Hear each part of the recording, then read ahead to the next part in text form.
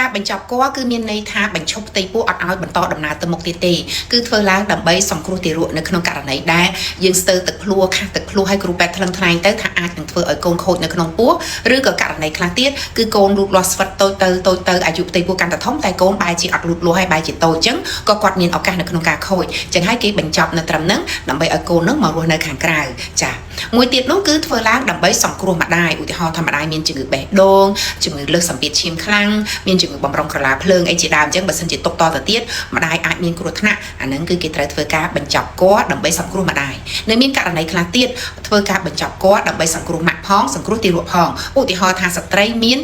បញ្ហាសុខពេមាត់ស្បូនអញ្ចឹងផ្ទៃពោះជាទូទៅកាលណាវះកាត់គឺណែនាំឲ្យវះកាត់នៅ39សប្តាហ៍ប៉ុន្តែដោយសារគាត់មានសុខពេមាត់ស្បូនគាត់មានឱកាសនៅក្នុងការធ្លាក់ឈាមនឹងធ្លាក់មកច្រើនអាចគ្រោះថ្នាក់ម៉ាក់អាចគ្រោះថ្នាក់កូនអញ្ចឹងគ្រូពេទ្យនឹងជ្រើសរើសនៅសប្តាហ៍ទី36ឬក៏ទី37ដើម្បីធ្វើការវះកាត់បានន័យថាបញ្ចប់គល់ត្រឹមនឹងអត់ឲ្យបន្តទៅមុខទៀតទេ